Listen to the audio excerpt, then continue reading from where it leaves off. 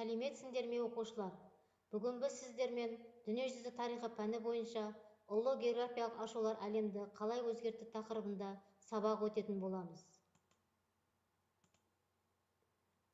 Сендер бүгінгі сабақта картадан 15-16 ғасырлардағы саяхатшылардың негізгі бағыт-бағдарларын белгілейсіңдер. Ұлы географиялық ашулардың адамдардың әлем туралы түсінігіне ықпалын анықтайсыңдар. Географиялық ашулардың нәтижесінде әлемде орын алған өзгерістер туралы өз болжамдарыңызды ортаға салыңыздар. Ол үшін мына сұрақтарға жауап берейік. Өзгеріс туралы ойлағанда сіздің ойыңызға келетін сөздерді атаңыздар. Қандай заттар өзгеріске ұшырауы мүмкін? Өзгеретін қандай ерекше заттарды білесіздер? Өзгеріске ұшырайтын заттар қандай болады? Заттың өзгеріске ұшырау ықтималдығын қалай білесіз? 15-16 ғасырлардағы теңіз жорықтары. Батыс Еуропа елдерінде 15 ғасырдың бірінші жартысынан феодалдық құрылыс ыдырауға бет алып жатты. Ірі қалалар дамып, еңбек құралдары жетілдірілді. Ірі кәсіпорындар пайда болып, тауар өндіру артты, сауда ұлғайды. Ақшаның маңызы күшейіп, сауданың одан әрі дамуына, су жолдарының пайда болуына себепші болды. Сөйтіп, Еуропада саяхатшылар су жолдарына саяхаттарын бастады. 15 ғасырдың екінші жартысында Португалия ханзадасы теңізші Генрих Энрико Африка жағалауына көптеген экспедициялар ұйымдастырып отырды.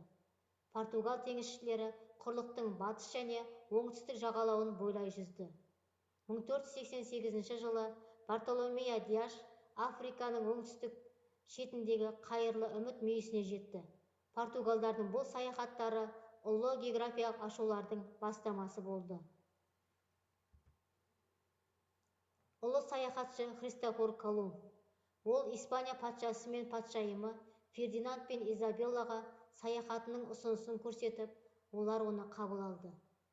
Үндістанға батыс бағыт іздеу үшін кемелер керуенін жабдықтауға келісті. Христофор Колумбтың 4 басты экспедициясы болды. Бірінші алғашқы экспедициясы 1492-1493 жылдар өтті. Пинта маршалары мен Ниня және Санта Мария 4 маралдық желкенді кемелері Канар аралдары арқылы Атлант мұхитына өтіп, Саргос теңізін тауып Багамаға жетті. 1492 жылы 12 қазанда Колумб Сан-Сальвадор деп аталатын Саман аралы атты жеріне қонды.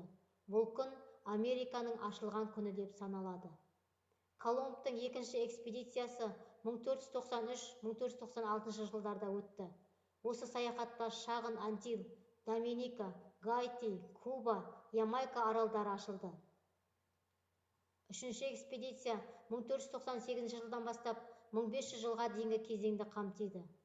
6 кемелердің флотилиясы Тринидад пен Маргарита аралдарына жетіп, оңтүстік Американың ашылуына септігін тигізді. 4-ші экспедиция барысында Христофор Колумб Мартиникке жүзіп, Гондурас шығанағына барып, Кариб теңізі бойында орталық Америка жағалауын зерттеді. Америко Веспуччи. Америко Веспуччи 1501 жылы Португалия королінің келісімімен жаңа жерге барды. Веспуччи Пинсон одан кейін Кабрал ашқан Бразилия жағалауын зерттеп қайтады.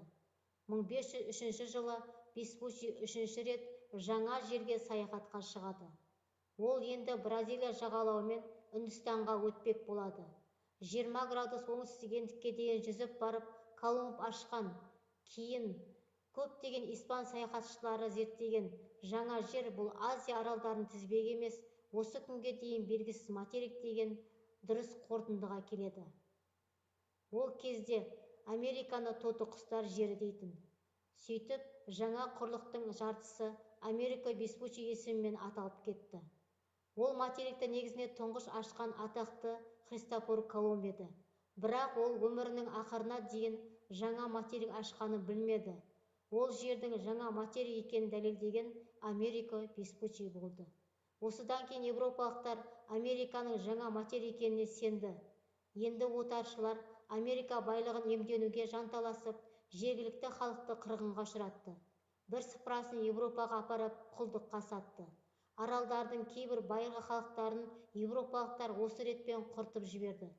Бұдан кейін европалықтар Мексиканы, Перуді, оңтүстік және солтүстік Американың басқа да жерлерін өздеріне қаратып, бейбіт халықтарын тонап, олардың ғасырлар бойы қалыптасқан мәдениетін, салт-сана, әдет-ғұрпын аяққа басты. Сөйтіп, Колумб, Васко да Гама тағы басқалардың белгісіз жерлерді ашуы география ғылымы үшін үлкен жаңалық болса, ал европалықтардың одан кейінгі саяхаты басып жаншуды отарлау саясатын көздеді. Васко да Гама. Саяхатшы Васко да Гама 1497 жылы 8 маусымда 4 кемелі экспедициясы Лиссабон портынан шығып, кемелерін мұқият қарап, оған керекті адамдарды өзі таңдады, және әрбір кемеге адамдарды капитан етіп тағайындады. Бір аттау жүзген Васко да Гама эскадрасы Камар аралдарына келді. Содан кейінгі сапары сәтті болып, 4 қарашада Африка жағалауына жетіп, зәкір тасталады. Бұл жерді адмирал Әулие Елена қойнауы деп атайды. 1499 жылы тамыз айында Лиссабонға салтанатты түрде оралады.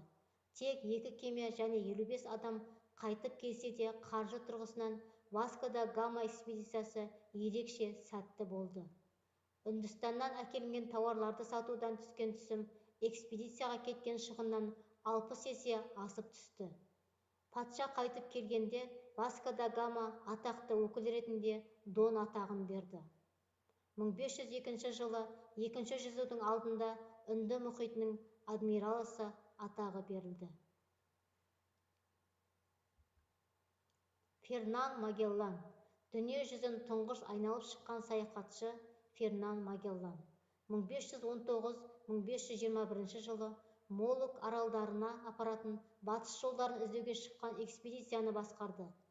Африканың батысымен жүзіп, Атлант мұхиты арқылы оңтүстік Американың шығыс жағалауына жетті.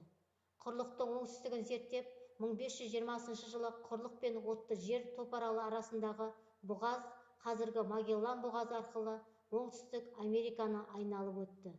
Тынық мұхит арқылы батысқа қарай жүзіп, Азиядағы Филиппин аралдарына жетті. 1521 жылы Мактан аралында жергілікті тайпалармен қақтығыс кезінде қаза тапты. Ұлы саяхатшылардың картадан негізгі бағыттарын көрелік. Христофор Колумб 1492-1493 жылдары Санта-Мария, Ниня, Пинта кемелері арқылы Атлантика мұхитын кесіп өтіп, Саргос теңізі, Багама аралдарын ашты. Саяхатшы Америка Веспуччи жорықтары. Америка Веспуччи 1499 жылы Христофор Колумб ашқан жерді көруге аттанады. 1501 жылы Португалия королінің келісімімен жаңа жерге 2-ші рет барады. Ал 1503 жылы жаңа жерге 3-ші рет саяхатқа шығады. Осы жолы бұл Азия аралдарының тізбегі емес, белгісіз құрлық деген қорытындыға келеді. Веспуччи ашқан бұл құрлық Америка деп аталады. Саяхатшы Васко да Гама 1497 жылы Португалияның Лиссабон қаласынан шығып, Африканың оңтүстік жағын айналып, мейірімді үміт мешітіне жетеді. Үндістанның оңтүстік батыс жағасына жетеді.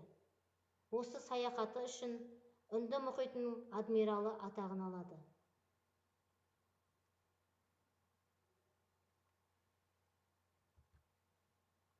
Дүние жүзін тұңғыш айналып шыққан экспедиция бағыты. Бұл экспедицияны саяхатшы Фернан Магеллан басқарды.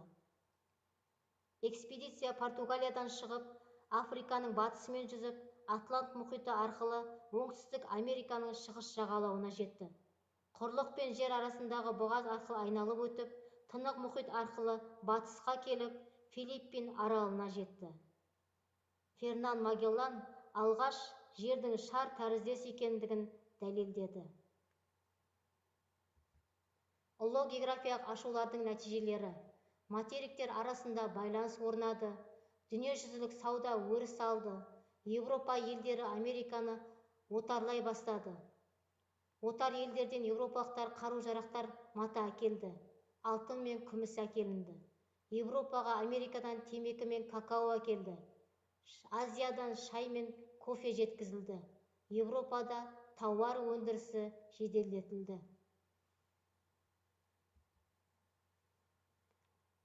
Оқушылар енді бүгінгі сабақтан алған білімдерімізді тапсырма арқылы орындайық.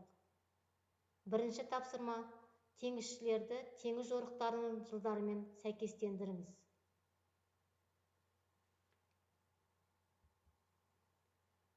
Бірінші тапсырма бойынша дұрыс жауапты тексеріп көрелік. Христофор Колумб 1492-1504 жылдары жорық жасады.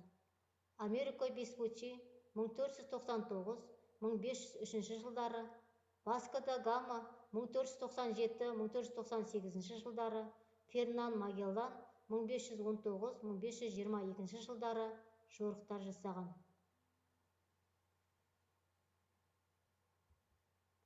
Екінші тапсырма: ұлы географиялық ашулардың жағымды, жағымсыз жақтарын анықтаңыз.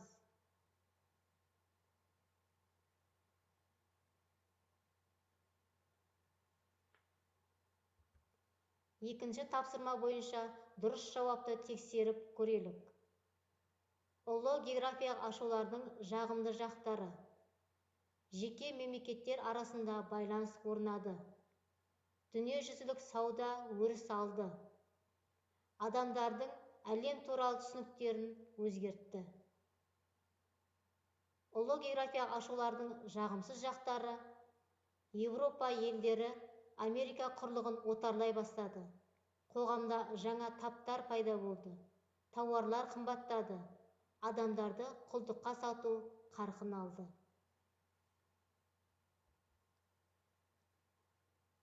Енді оқушылар бүгінгі алған білімдерімізді қосу, азайту қызықты кестесіне толтырамыз. Бірінші бағанға сабақта ұнаған барлық жұмыстарды жазыңыз. Екінші бағанға сабақта ұнамаған барлық жұмыстарды, түсініксіз ақпараттарды жазыңыз. Үшінші бағанға сабақта білгіңіз келген қызықты деректерді, қойғыңыз келген сұрақтарды жазыңыз. Үйге тапсырма: ұлы географиялық ашулар әлемді қалай өзгертті тақырыбында 50-100 сөзден тұратын шағын эссе жазыңыз. Назарларыңызға рахмет.